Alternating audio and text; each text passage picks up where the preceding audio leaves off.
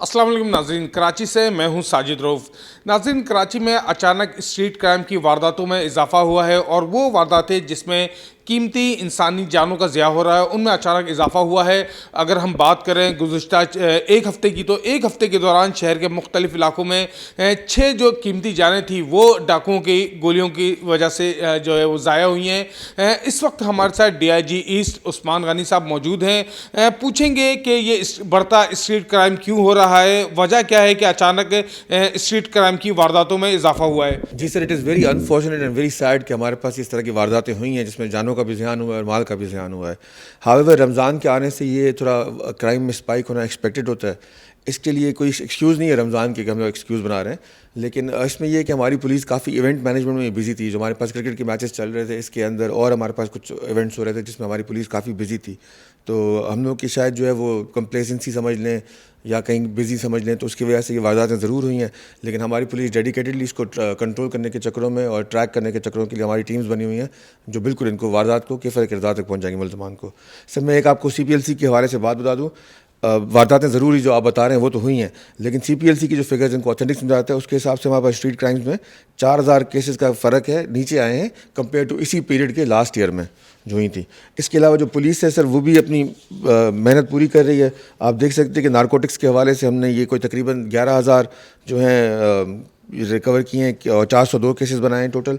और arms ammunition जो हमारा रोज़ कोमिंग ऑपरेशन होता है, इसमें हमने तकरीबन 875 टोटल आर्म्स एम्यूनिशन रिकवर किए हैं इलीगल, और 973 अक्यूज़ को अरेस्ट किया हुआ है।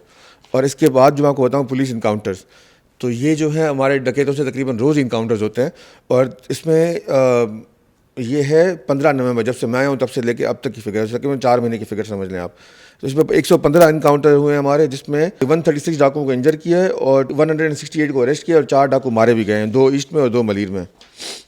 और ये हमारी सर कारकर्दगी है, इसमें हम लोग कोई कोताही नहीं लाएंगे बल्कि मज़ीद तेज़ी से इजाफा करेंगे। And we are putting in all our efforts. और इसमें हमें एडिशनल IG साहब की तरफ से हुक्म दिया गया है कि इसको आप प्लीज़ इन्वेस्टिगेट करें और ट्रैक करें और मज़ीद इसमें मेहनत करें। अगर हम बात करें जनवरी से अब तक तकरीबन 2 महीने 5-6 दिन हो चुके हैं, तो शहर के अंदर मजमूई तौर पर 19 जो ऐसे वाक़यात हुए हैं जिसमें कीमती जानें ज़ाया हुई हैं। सिर्फ ईस्ट जोन ऐसा है जिसके अंदर 15 हुई हैं, यानी कि साउथ में 2 हुई हैं, उसके बाद वेस्ट में 2 हुई हैं। इसकी कोई ख़ास वजह है? ऐसे वाक़यात की रोकथाम के लिए आपने बताया कि आप कार्रवाइयाँ भी कर रहे हैं, मुल्ज़मान गिरफ्तार भी हो रहे हैं, मगर स्ट्रीट क्राइम के अंदर जो कीमती जानों का ज़ाया जिसे मज़ाहमत पर हम लोग कहते हैं, उसकी रोकथाम के लिए क्या कुछ किया जा रहा है? कोई स्नैप चेकिंग हो रही है, कोई मुल्ज़मान का रिकॉर्ड चेक कर रहे हैं? जो वारदातें ईस्ट जोन के हवाले से आप बात करें ना, east is one of the biggest zone. East is half of Karachi.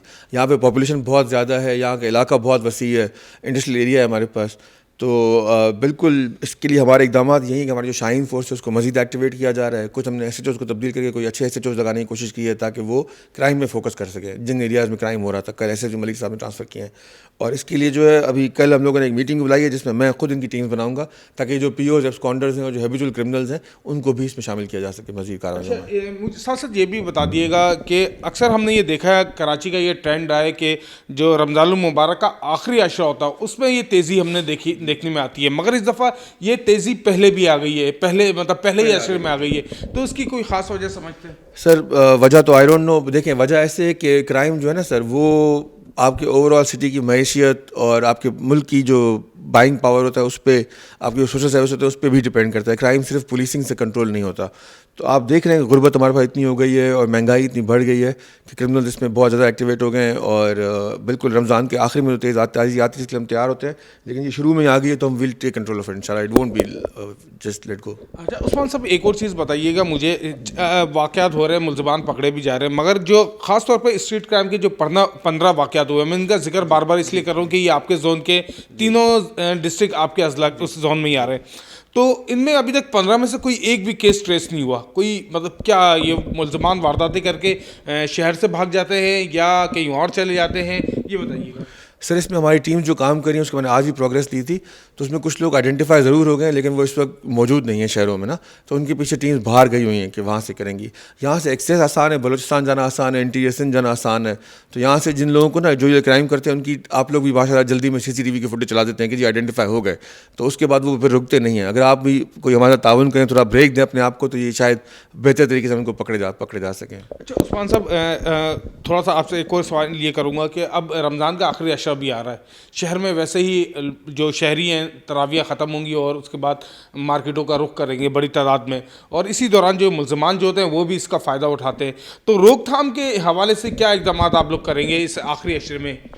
سر آخری عشرے میں نہیں، ہم نے ابھی سے کر دی ہیں. ہم نے تقریباً جو ہماری بڑی مسجدیں ہیں جہاں پہ یہ ہوتی ہیں تراویح کے اجتماع ہوتے ہیں، وہاں پہ ہم لوگوں نے، اور جو مارکیٹس ہیں ہماری وہاں پہ ہم لوگوں نے پیٹرولنگ بیف اپ کر دی ہے. ایسے جو اس کو آرڈر ہے کہ وہ مارکیٹس میں ہی رہیں گے خود، اور تراویح کی جگہوں کے باہر رہیں گے تاکہ یہ ناخوشگوار واقعات میں کمی آ سکے. اچھا، کیا کچھ کراچی کے شہریوں کے لیے آخری سوال آپ سے کروں گا، کوئی پیغام دینا چاہیں گے کہ بھائی آپ لوگ شاپنگوں پہ ضرور نکلیں مگر احتیاط بھی کریں، کیش زیادہ لے کے نہ نکلیں، کچھ اور احتیاط جو آپ سمجھتے ہیں ہو سکے؟ نہیں سر، وہ کیش لے کے نکلیں یا کریڈٹ کارڈ لے کے نکلیں وہ ان کا مسئلہ ہے، وہ آئی کانٹ کنٹرول دیٹ. اور جس ٹائم پہ نکلیں وہ بھی ان کو آزادی ہے، اور ہم کوشش یہی کرتے ہیں کہ ہماری طرف سے شہری پرامن جتنا ہو سکے اتنا رہ سکیں. سر بس میری شہریوں سے یہی گزارش ہے، اگر آپ کے علاقے میں اس طرح کی کوئی ایکٹیویٹی ہے تو kindly please do report it. اور اگر آپ کو لگتا ہے کہ آپ کے علاقے میں کوئی کرمنلز رہ رہے ہیں، یا اگر آپ ان لوگ کو آئیڈینٹیفائی کرتے ہیں، جس طرح ہمارے دوست میڈیا والے CCTV چلاتے ہیں، تو ہم لوگ بھی اس کو ریلیز کرتے ہیں CCTVs کو کہ یہ ہمیں فوٹیج میں نظر آ رہے ہیں یہ کرمنلز ہیں جنہوں نے وارداتیں کی ہوئی ہیں. اگر آپ میں سے ان کو کوئی پہچانتا ہے تو کائنڈلی ان کو آئیڈینٹیفائی ضرور کرنے میں ہمیں مدد کریں. Thank you. بالکل، آپ نے DIG ایسٹ عثمان غنی صاحب کی بات چیت سنی. انہوں نے بتایا کہ جو ان وارداتوں میں ملوث ملزمان ہیں ان کی گرفتاری کے لیے مخصوص ٹیمیں کام کر رہی ہیں. کچھ ملزمان جو ہیں وہ آئیڈینٹیفائی بھی ہو گئے ہیں جنہیں جلد ہی گرفتار کر لیا جائے گا.